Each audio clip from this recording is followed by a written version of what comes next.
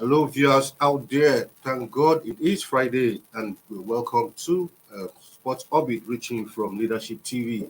My name is Afa Cho. Salifu Usman is right here with me on this sunny Friday evening. Salifu, welcome to Sports Orbit. It's actually very, very sunny. Yeah, sunny indeed. Thank you, Alpha. It's always my pleasure to be on the spot of this. Yeah.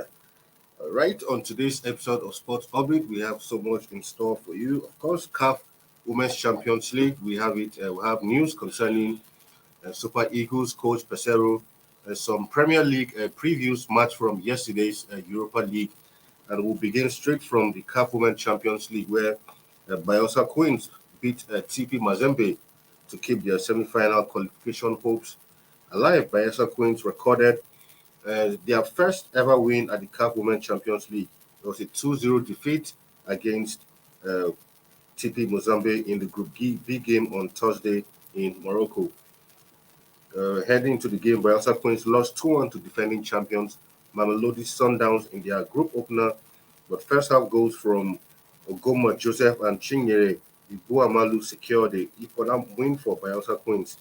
Up next for Bayelsa Queens is a must-win game against Wadi Degla of Egypt, and the game comes up on Sunday, the 6th of November 2022. So, congratulations to Bayelsa Queens. At least looking bright after that first defeat by Sundowns. Looked like they needed to do something special to bounce back in order to still have a chance of going further in this competition.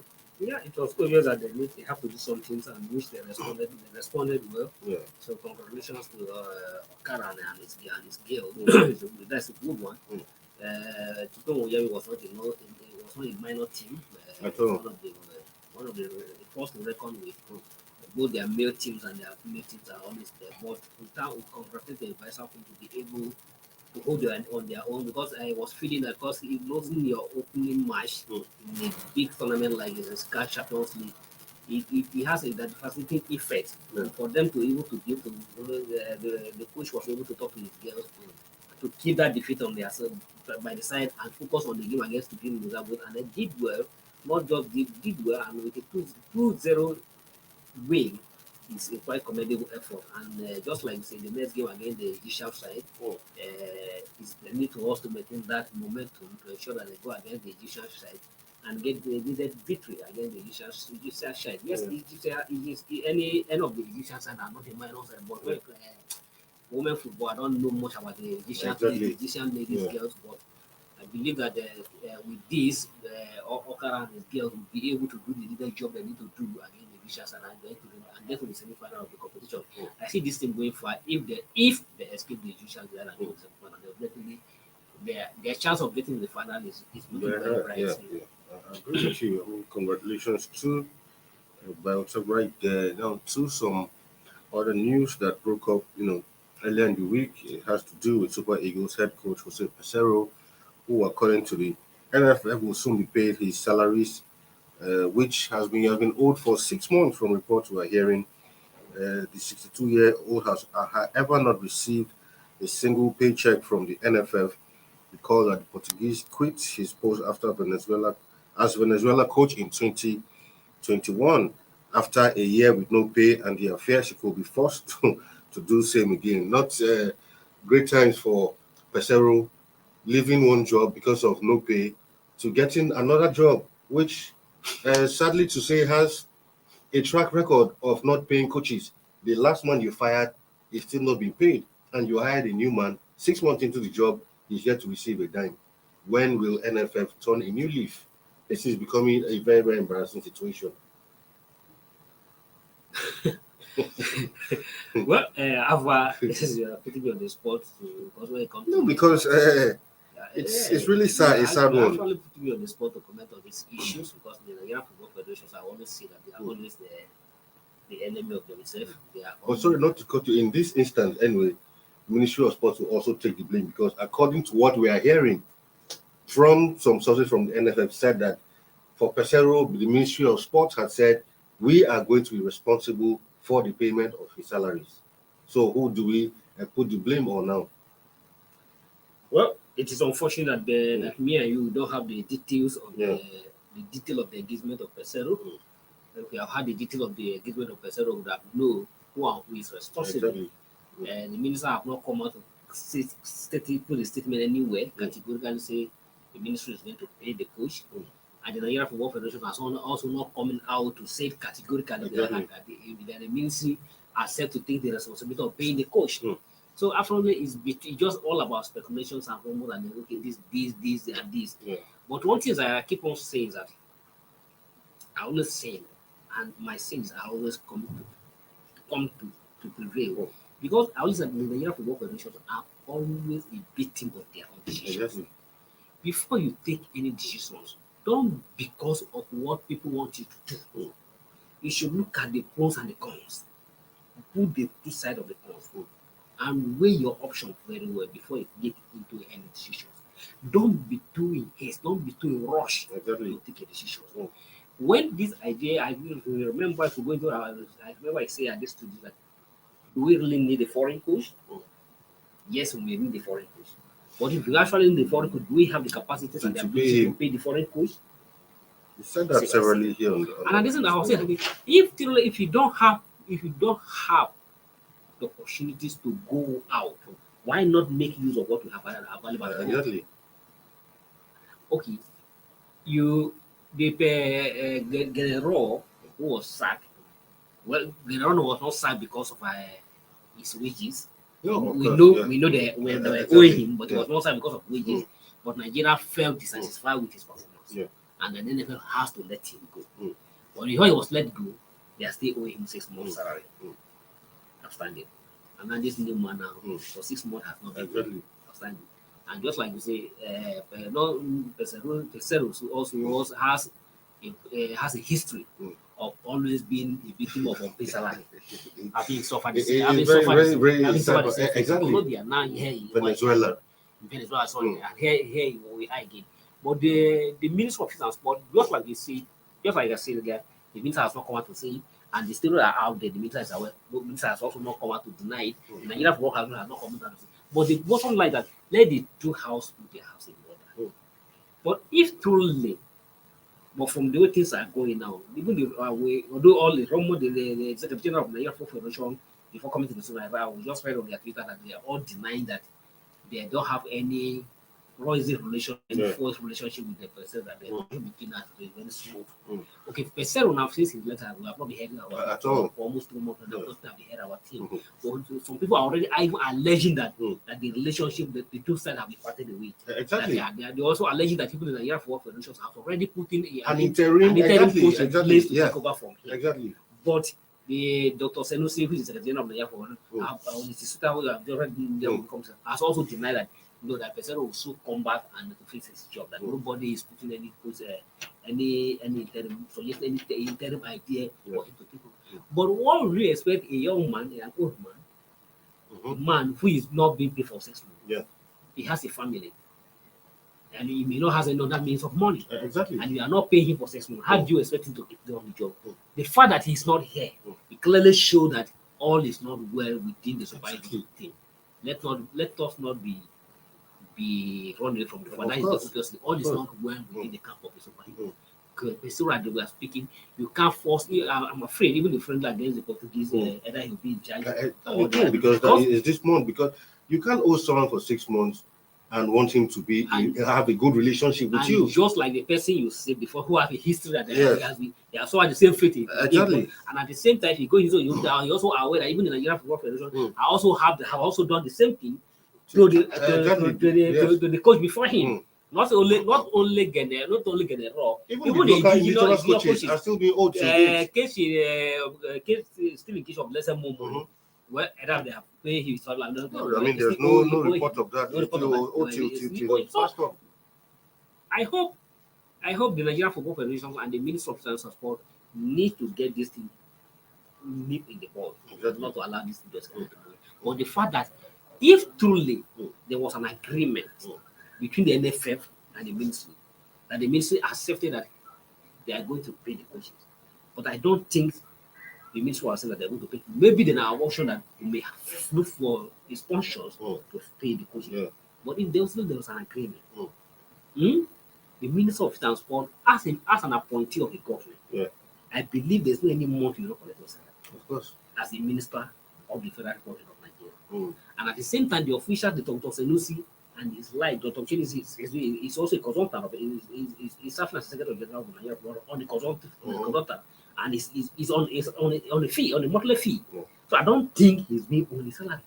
And if he's being owed his salary, I don't think to that level. Mm. So if you engage somebody for 6 months, you can't even for once pay him the first salary or two salary, or at most you can engage somebody you may owe him for 3 months.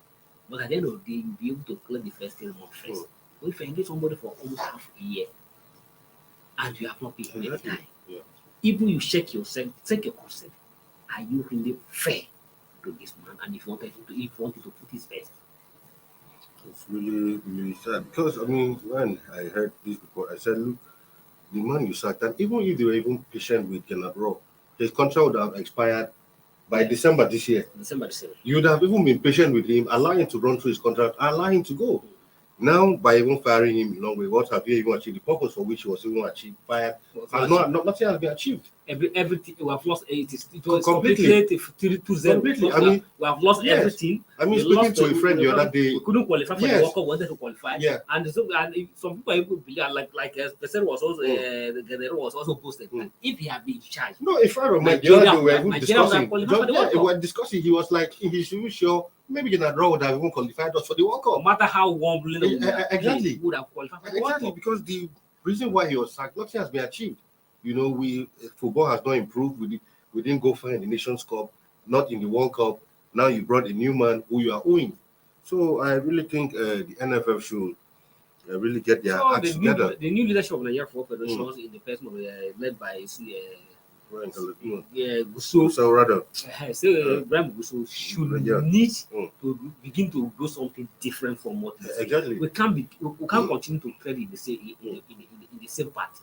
They need to begin to do something differently in a way that it will be a peace to Nigerian football, to Nigerian football fans. For football is a key word in this country. It's one thing that will unite the whole nations together. It's only when you mention football that nobody asks, where are you from? Yeah. It's only in football you can see a two siblings play for a national team at once and nobody complain. Exactly. There's no any segment of this society that we have two siblings or be on the in a pitch of just 11 players. We have two siblings. But imagine if maybe in the Federal Executive Council having two brothers, you know what will happen. It can't happen. You can't happen. You see two siblings. In the Federal Executive Council, you can't have the maximum can at least two members from the state. Exactly. But in football, you can even in some cases can also have a complete team from one state. But nobody question why a complete team from one state. Exactly. And that's only one thing that when he comes to football, we only stand that we are one. Yeah. A man from Bruno will not care that Oseme is from Delta or Oseme is from Imo State. You don't care. All he feel Oseme is in Nigeria. Yeah. And he will be willing to support him to any level. Exactly. At least they shouldn't talk with what symbol that will unite this country. Very well. All right, quickly we'll go on a break and then we'll come back. Sport Orbit continues. Stay tuned.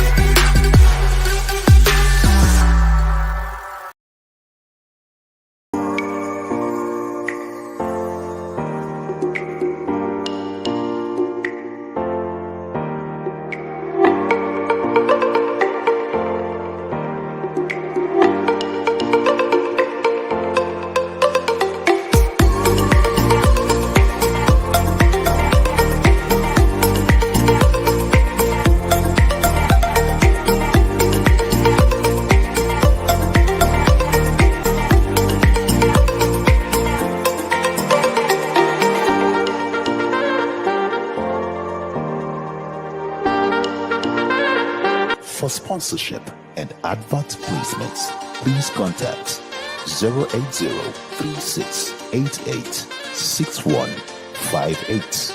Last Word Leadership Podcast Studio. You have the last word.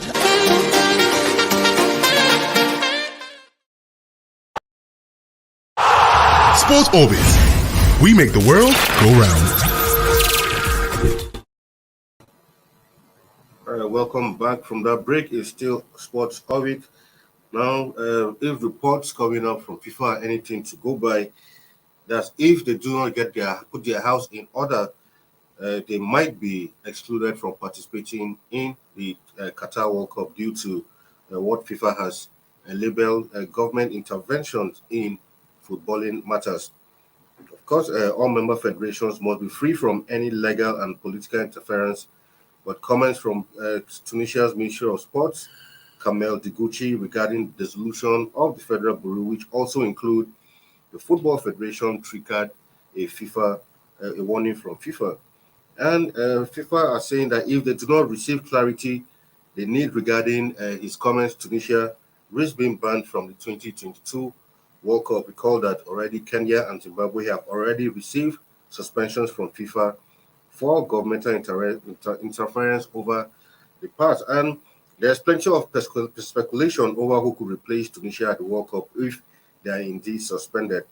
According to reports from Italy, are saying that, well, since Italy are among the one of the highest ranked team that is not in the World Cup, they should be the ones to take that spot if anything like that happens. But a more likely scenario is that Tunisia will be replaced more likely by a member of the Confederation of African Football, CAF, and Nigeria being the highest ranked member, sources say is being considered, and against also Mali, who were in the same group with them.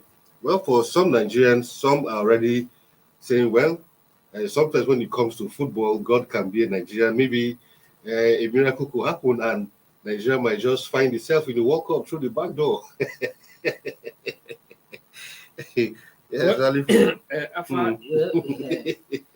Well, in my view, I don't believe in those just stories. It's just, what I describe is just devil gifts are being given from nowhere. Where the front door was open for you. Yeah. You couldn't pass through the front door, and you're now waiting for somebody to open the back door so I can just sneak in the back door. Okay, let's even look at this particular. Let's even assume that it happened that Tunisia is being suspended for by the World Governing Body, and there's an opportunity to get replaced. Let's assume that window is being through at Nigeria. Let's look at Are we even prepared? Are we prepared? Are we ready In the for first the place? Are we ready for the World Cup? Exactly. Absolutely No. Capital no. In fact, it will be our worst World Cup performance. It'll be our worst How do you start galvanizing, assembling the players? World Cup is going to start in a matter of 2 weeks. 2 weeks, yeah. 2 weeks, 2 weeks from now. And if they just throw at you, and you know how scandalous our preparation is Exactly. in terms of money release, in terms of this. Okay, we say, okay, well, our players are doing well everywhere, but if your player is doing it, go beyond your players. Very well. We just make sure we just talk about the issue and the coach not being paid for 6 months. Exactly. So what do you talk about that? How do you start with exactly? Yeah. So I don't even think if that opportunity is even through at Nigeria. If I have the Nigerians should not even accept such an offer because you may end up embarrassing yourself. Oh, of course. And at the same time, and I don't even see it happen, but the more likely, in my personal opinion, my opinion may not be the right thing. Just what the FIFA will look at, we want to look at based on their book. Yeah. But I think the more likely replacement could either be Mali. Yeah. Because they play off against Mali, so they defeated Mali to qualify. Exactly. Ordinarily, if they are found wanting by their process, it is Mali who's lost the ticket to begin the opportunity to regain the ticket. So even the Italy that are just making permutation that will be likely begin of that. Italy should also be the Italian. I think the Italians are also fooling themselves. How will you come and think of each opportunity of Africa Exactly. when all the European stuff have been filled? So remaining Africans just have 4 representatives. So you are just coming to another person to go and benefit, exactly. go and benefit from another. So Italian, I believe they are just all people are just being speculating about it. Absolutely no. But even Nigeria is being considered be one of the high ranking teams in Africa that is not going to the World Cup. And the more likely, if at all it happens, the more likely replacement should be Mali, who lost the ticket to Indonesia. I didn't mean it's Ghana that is facing this issue. We could have faced Nigeria should be the right replacement. So and I don't even think Tunisia will not be fooling themselves. I think it's just a warning. Tunisia, nobody should be thinking that Tunisia is not going to World Cup. Tunisia will definitely go to the World Cup. No matter they need to do, they will definitely do that. They go to the World Cup.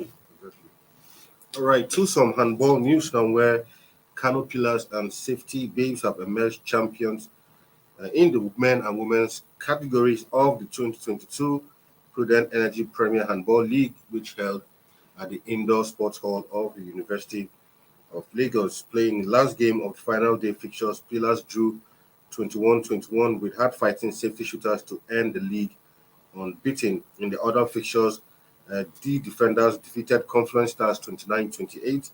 Benue Buffaloes lost to Police Machine 28-25.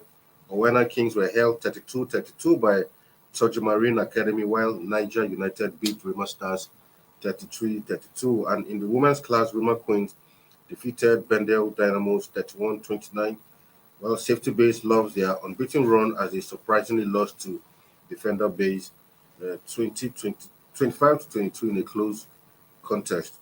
And they will say, but congratulations to Pillars and Safety Babes. At least that's that for the Handball League, done and dusted. I didn't hear of too much or any scandal. And they also have a sponsor in the people of Prudent Energy.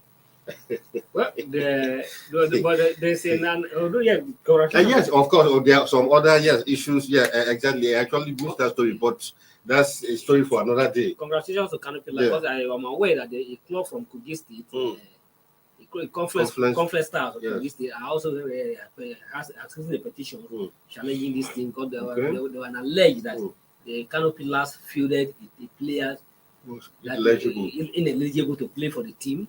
And even the one team from Sadar of Lagos also feel, and there's another from Jomarita of Lagos also, that they also feel an ineligible player. They allege that the player is in the Republic,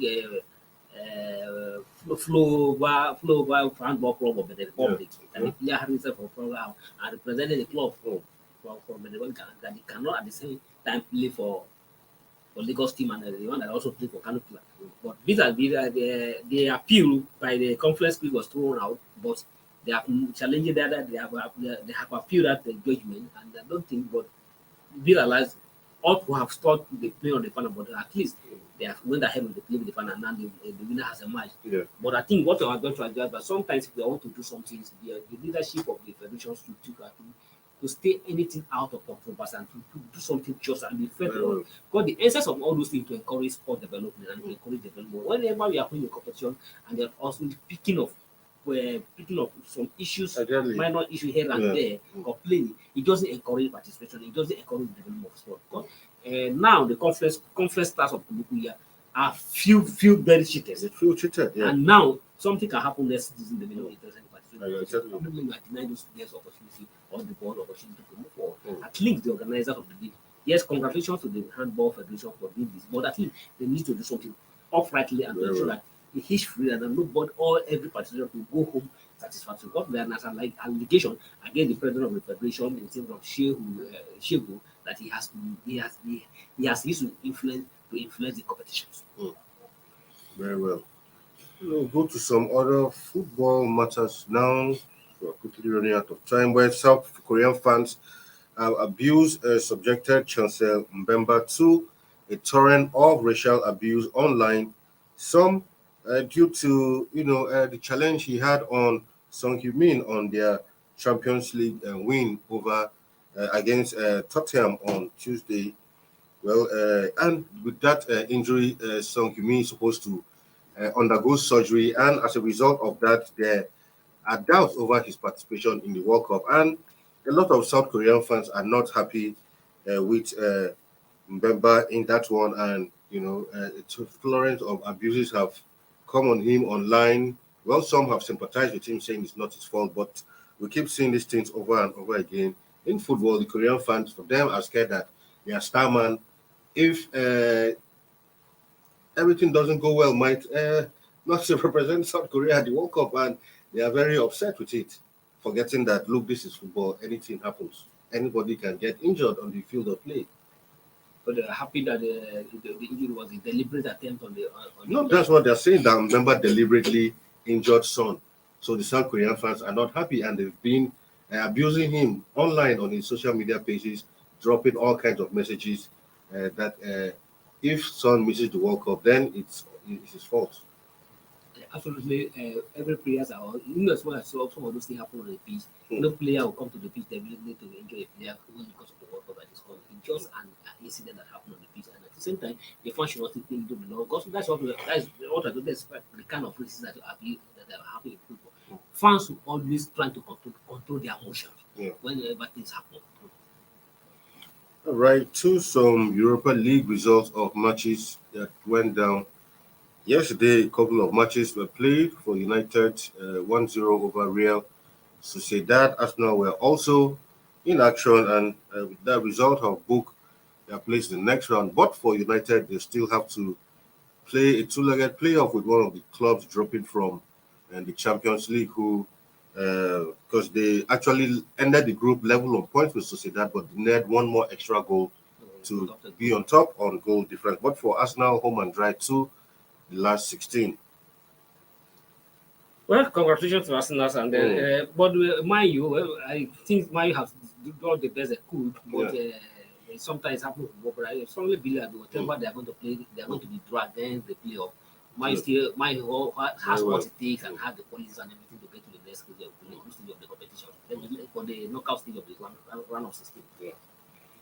All right, to our final story before we go straight to the EPL matches will go down in this weekend in the English Premier League and of course other club leagues in Europe. But for now, we'll focus on the EPL. If the producer has that, let's take a look at the fixtures. Of course, United will be against Aston Villa in that one. Unai Emery will be having his taste of baptism once again on his return to the Premier League, having a tough test against United, while the star match of the week completely will be Arsenal against Chelsea at Stamford Bridge. Definitely, that is the star match of the week, and it's going to be a very tough one. London derby. It's a London derby. Arsenal has to be very, very careful against Chelsea. But a lot of Arsenal fans are sounding confident. I have noticed a lot of who have interacted are feeling very confident. That they're going to have their way against Chelsea. But I strongly believe that it's not going to be an easy one. Exactly. Arsenal fans are looking at the pedigrees and the result of the last two matches between Chelsea and Arsenal, that they have their way against the Chelsea. Thank God Drogba is no longer in Chelsea. Because anytime Drogba is always in the messes against us. Anytime Drogba play against us, he definitely will score goal and win the match. But to me, Chelsea being at home is not going to be an easy one. But Arsenal also needs to prove a point here that if the most people begin to take them serious, these are the kind of matches. If people should begin to take them serious that they are trying to contend us, they need to get a leader result against Chelsea. And ultimately, that is a place to prove themselves to hear that they have all the things. Yes, they do something against Liverpool at London, at Emirates Stadium, but against Chelsea, this one will be more important than what they've shown they are seeing against Liverpool. Exactly. Of course, Tottenham will also be hosting Liverpool. That's on a Super Sunday clash, another big match to look forward to. And exactly. For a team like Arsenal, anything short of victory. Of course, because City will be playing against Fulham, so they have themselves in the field. Exactly. Who push that to the second position. And at the same time, Chelsea will definitely want to do something against. Very well. And don't forgetting Aubameyang. Yeah, exactly. That is another tough one because Aubameyang will want to have to score to central with Mike Arteta. Exactly. So Arsenal has to be very, very careful in this game because Aubameyang know the tricks and everything about Arsenal defense. And you know everything about Arsenal. So it's going to be a very tough one. I'm very interesting. A very interesting show for the fans. Thank God the match will be in no time. Very interesting things to both fans of the club to watch, even those who are not even the fans of Arsenal or Chelsea. Definitely, I mean, it's what all football lovers will when they want to interested to see what will happen at the second place on Saturday. Very well. On Sunday, actually, I'll keep an eye on all of these matches, and hopefully we'll come back, give you a complete review of these matches. And with that, we call it a day on today's and this week's edition of Sports Orbit. God willing, Monday will be back with another fresh, and exciting package of the program. Salifu, thank you for being in studio today and throughout the week. Thank you. Right, until we come your way on Monday, do stay safe out there. My name is Afa Cho, and do have a lovely weekend. Thank you for watching. For sponsorship and advert placements, please contact 080-3688-6158. Last Word Leadership Podcast Studio. You have the last word.